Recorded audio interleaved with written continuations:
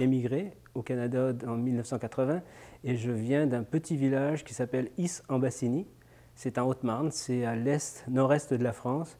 C'est-à-dire au niveau de Paris, c'est entre Paris et direction Allemagne, directement à l'est, en plein centre.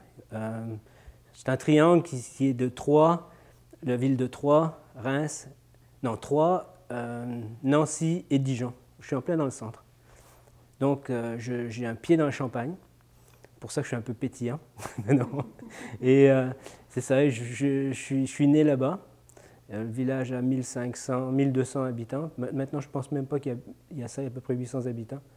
Et mes parents étaient... mon père, au départ, avait une petite épicerie-mercerie. Et ma grand-mère, qui appartenait, donc, est décédée. Lui, il héritait des terres, donc il s'est lancé dans l'agriculture. Donc, je suis fils de paysan. Et j'avais toujours dans la tête de partir pour Paris parce que j'avais envie de changer un petit peu d'air. Donc, mon enfance était super tranquille. Et je pense que je suis le premier qui soit parti à l'extérieur. Donc, à 17 ans, je suis parti. Je suis allé à Paris. Et mes parents voulaient que je fasse des études d'architecture, donc c'était bien. J'ai fait 2 ans en architecture et puis ça ne me plaisait pas du tout. Et ce qui était super, c'est que dans le même bâtiment, il y avait ENSBA, l'École nationale supérieure des beaux-arts. Et j'avais des copains qui faisaient du dessin et tout, puis ça a l'air beaucoup plus intéressant que de tracer des lignes et puis de faire des calculs sur les résistances de matériaux et tout. Donc je me suis dit, oh, c'est bien plus fun d'aller dessiner un nu, par exemple, que de dessiner sur une planche à dessin une ligne. Okay? C'est des lignes pareilles, mais elles sont un peu plus volumineuses, c'est ça. Et donc, au grand désespoir de mon père, j'ai abandonné l'architecture pour les arts plastiques. Donc je suis rentré aux Beaux-Arts à 19 ans, je pense, 19-20 ans. Un été, je suis décidé de partir. Oui, je suis parti, j'ai pris un billet d'avion. C'était à l'époque de Freddie Lakers. C'était des billets d'avion pour $90 pour États-Unis. Donc j'avais à peu près $250. Je me suis dit, je m'en vais. Et je suis parti à Londres. Ça m'a pris 11 jours pour avoir un billet d'avion. Donc on couchait sur les trottoirs à Londres. Et on était nourris tous les jours par l'armée du salut ou des gens qui venaient nous offrir des sandwichs, des soupes, etc. Et je suis parti aux États-Unis. J'ai pris un vol, parce que je ne parlais pas du tout anglais, donc j'ai pris le temps que je demande quelqu'un de me traduire ce qui se passait. J'ai raté un vol pour Los Angeles, $90. Et le lendemain, je partais pour New York. Et je suis parti. Quand je suis arrivé à New York, je ne parlais pas du tout un mot d'anglais. Donc, je me suis dit, OK, c'est pas, je vais souffrir là si je continue. Donc, je me suis dit, je vais monter au Canada. Donc, New York, j'ai fait de l'autostop, je suis parti à Montréal. Puis Montréal, je me suis dit, bon, c'est facile, maintenant que je suis là, j'ai envie d'aller de l'autre côté. Je suis parti à Vancouver. Ouais. Et à Vancouver, j'ai rencontré Chantal, qui faisait la même chose que moi, elle faisait de l'autostop. Et j'ai décidé, elle m'a demandé ce que je voulais faire. Elle voulait partir au Yukon travailler. Moi, je partais en Californie. Je voulais aller en Californie. En fait, je voulais aller voir un concert des Rolling Stones. Okay, dès le départ, j'avais les Rolling Stones en tête. Ils passaient à Paris, pareil. Ils disaient, mais moi, c'était plus le fun d'aller les voir loin. Et donc, je suis allé, j'ai rencontré Chantal, on est descendu à Los Angeles et on est arrivé 3 semaines après le concert. Donc, on a raté le concert. Et de là, on s'est dit, bon, on va continuer. Puis, on a retraversé les États-Unis d'ouest en est pour atterrir à Sault-Sainte-Marie, retourner au Canada. Et moi, ça faisait plus de 6 mois que j'étais là, en Amérique du Nord. Le Canada n'était pas très content de me retrouver sur son terrain, surtout sans argent. Et ils m'ont demandé gentiment de retourner en France. Donc je suis reparti en France, et puis Chantal est revenue me rejoindre un petit peu plus tard. Et j'ai terminé mes études, j'en ai profité pour terminer mes études. Et à cette époque-là, en fin d'études, on offrait aux étudiants qui avaient un bon cursus, de se présenter pour le prix de Rome de sculpture. Prix de Rome, c'est des prix pour la sculpture, la peinture, etc. Et le prix de Rome te donne 2 ans à la Villa Médicis, en Italie, avec un atelier, tout frais payé, et surtout un assistant. Donc ça te permet de faire quelque chose de super intéressant. Donc présenter pendant 2 ans, tu imagines, tu as tout frais payé, tu as le matériel et tout, donc ça te permettait de partir en tant qu'artiste professionnel. Et puis ça te donnait aussi le droit d'enseigner à l'université ou quoi que ce soit. Et j'ai présenté le prix de Rome et j'ai fini second, donc c'était pas bon. Chantal, elle avait envie de retourner au Canada, puis moi je me suis dit peut-être le Canada ça va être plus facile pour moi de se rendre aux États-Unis, tu sais, présenter des dossiers, puis essayer d'aller chercher des galeries aux États-Unis et tout, puisque je visais plus les États-Unis que le Canada. Et finalement, on est revenu au Canada, j'ai préparé une exposition à Ottawa, j'ai fait une exposition. On a investi beaucoup d'argent. La première exposition qu'on a faite, ça m'a coûté presque 20 000 $ de fonderie, ouais, pour 22 sculptures, 20 000 $. Et on a exposé et j'ai vendu 2 sculptures. Donc j'ai fait un trou de 18 000. Finalement, un jour, pour éviter de parler de travail tout de suite, là, un jour, parce qu'on habitait chez les parents à Chantal, mon épouse, ça commençait à être un peu long, c'était un peu difficile, donc on s'est dit il faut qu'on se trouve quelque chose et on avait une petite voiture, une coccinelle. Ouais. On avait acheté pour 200 $ un encan. On s'est acheté une petite coccinelle et puis on voyageait dans la campagne. Et à un moment, on arrive sur la rue Champlain, la rue devant chez nous, là, et un orage, mais on voyait ni ciel ni terre, la pluie, de la grêle et tout. Puis il y avait l'entrée de la cour, le driveway, là. J'ai dit, écoute, on va rentrer, puis il n'y a pas l'air d'avoir personne qui habite ici, ou il n'y a pas de voiture, rien du tout, on rentre. Puis on se stationne devant la porte, devant la maison. Puis 20 minutes après, il n'y a plus de bruit, tu sais, l'orage est passé et tout. Puis on regarde ça, ce baraque-là, il n'y a personne qui vit là-dedans. On regarde par la fenêtre et tout.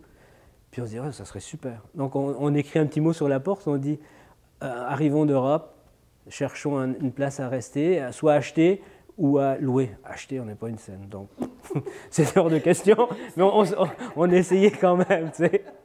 Et là, bon ben, le soir même, on a un coup de téléphone d'Ottawa, propriétaire, qui nous dit on n'est pas intéressé à vendre, une chance. Mais si vous êtes intéressé à louer, on serait d'accord. Je pense que 3 jours après, on était dans la maison. Ouais. Mais il n'y avait pas. Il y avait encore la pompe à bras, il n'y avait pas d'eau, les toilettes c'était dehors. Donc je te le dis pas en plein hiver, tu restes pas longtemps à la toilette. Hein. Et depuis on est ici, ça fait depuis 1980. Donc évidemment on parlait de l'entreprise parce que une fois que vous avez trouvé cette maison-là, puis très bientôt après est fondé Kiosque Dimension. Pas tout de suite après, parce que ça fait, on parle de quoi, 40, 30 ans là? 80, 40 presque. Oui. Hein? Donc, non. Moi, étant donné que c'était encore frais avec les beaux-arts, architecture et tout, comme j'étais ici, un jour, j'ai reçu un coup de téléphone d'un copain d'études en France qui était avec moi en architecture. Puis il me dit, Pascal, il dit, on a un salon à faire à Las Vegas, je pense que c'était. Ouais, je pensais ça. C'était pour Servier, une entreprise de pharmaceutique. Tu vois, je me rappelle bien. Et il me dit, il faut que tu nous dépannes. On ne sait pas faire. Les États-Unis, on n'a jamais fait et tout. Mais je dis, moi, je ne sais pas faire plus. Je ne sais pas du tout. Et il me dit démerde-toi. Il dit, trouve-nous quelqu'un pour nous sortir de là. Tu sais. OK, finalement, j'ai trouvé une compagnie qui s'appelle... je ne veux pas nommer les compagnies. OK. Et... je leur ai demandé à ce qu'ils fabriquent et tout. Moi, j'étais juste gérant de projet. Ils l'ont fabriqué, je suis allé installer avec eux. Moi, tout seul, je suis allé installer. Le client était impeccable. Et puis, de là, ça a coulé. Un autre m'a appelé, etc. Et je n'ai pas commencé une business tout de suite, mais j'ai fourni du travail à d'autres compagnies pour, en fait, arriver à me dire pourquoi je le fais pour moi-même. Tu sais? C'est un peu ça. Ouais. Pourquoi vous faire pour les autres alors que c'est moi qui emmène les clients? Ouais. C'est vous qui faites tout le travail. Exactement. C'est vous qui faites tout. Ouais. Puis ça tombait bien parce que, comme je te dis, l'art, j'étais jeune un peu, peut-être un petit peu, j'avais peut-être trop d'ambition à ce niveau-là, mais comme tout le monde, hein, on veut toujours aller plus loin que tout le monde, et puis finalement, ben, quand on se casse bien la figure, on se rebâtit quelque chose de solide. Okay? On apprend par nos erreurs, et maudit, j'en ai fait des erreurs. Mais vous ne seriez pas arrivé où ce que vous êtes si vous n'aviez pas fait. C'est exactement ça, ouais, ouais.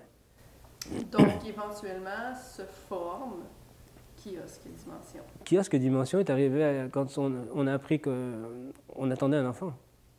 C'était ma prochaine question. C'est ça, ouais, ouais. Sacha. Sacha. Donc, quand Chantal est tombée enceinte, on s'est dit, là, faut qu'on arrête, faut qu'on arrête de penser à nous, faut qu'on pense à la progéniture, il faut qu'on pense à élever ce petit bonhomme-là ou petite fille, là, on ne savait pas. Et puis là, on s'est dit, là, on s'embarque. Et là, on s'est embarqué. Kiosque Dimension, c'est quel type d'entreprise? Ben, ça a toujours... Regarde, Kiosque Dimension, c'est un peu... c'est la consécration de ce que j'avais appris au départ. Moi, je ne suis pas allé très loin dans mes études en architecture, mais j'avais des connaissances en art, j'ai des connaissances en art. Dans le dessin, je sais dessiner des dessins d'aménagement, etc., d'architecture. Donc, je suis capable de faire un dessin, une perspective, etc. Donc, c'est un peu toujours dans le même style. Tu sais, au lieu d'être dans la promotion architecture, il y avait design, il y avait aménagement intérieur, il y avait comment dire, tu sais, les magasins, devantures de magasins, etc. C'est tout ce qui est rapport design de meubles, etc. Donc, j'étais dedans. Hein.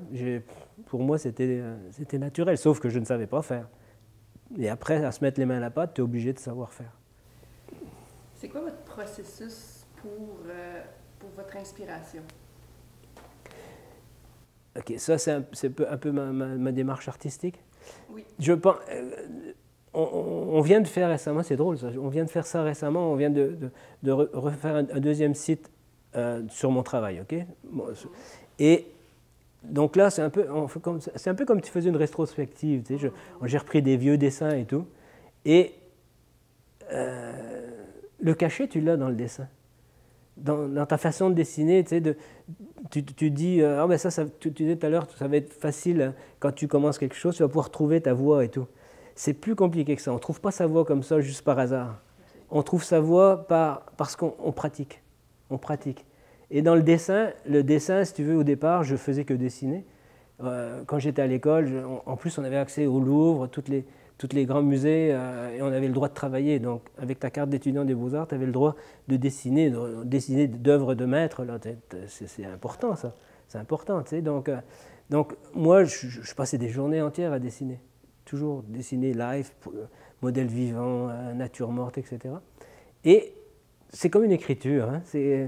Maintenant, je regarde tout ce que je fais, puis ça découle. Ça découle. Donc, ma démarche artistique, en fait, elle est très variée. J'ai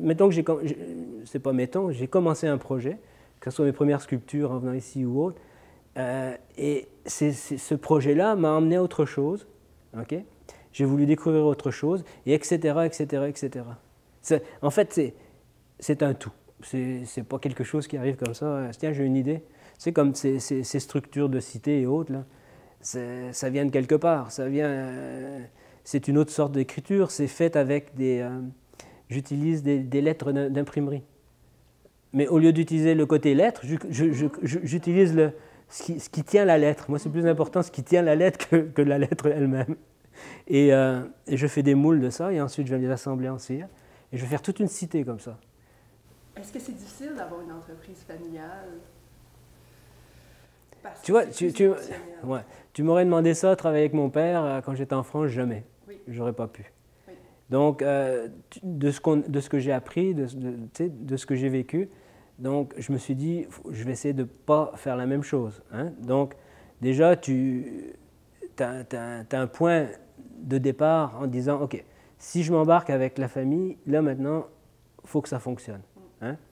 Bon, le fils est rentré après, là, mais je veux dire, quand on a commencé avec Chantal, c'était super avec Chantal parce qu'elle est beaucoup plus cartésienne, donc au niveau administration et tout, j'avais aucun souci. Ouais, c'est vrai. Moi j'ai tout dans la tête, et puis je suis un peu...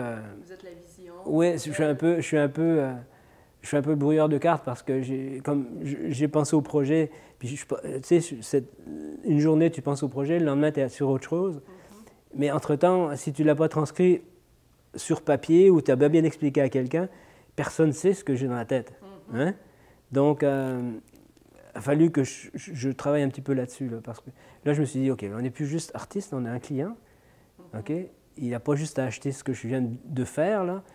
Il me paye pour que je fasse ce que lui veut. Tu comprends? Donc, c'est pas du tout la même façon de penser. Que réserve le futur pour Pascal de Monson? Si j'étais médium, je te le dirais, mais là, je ne sais pas ce que je réserve. Moi, ce que je réserve surtout, c'est être en santé. Donc, par l'exercice,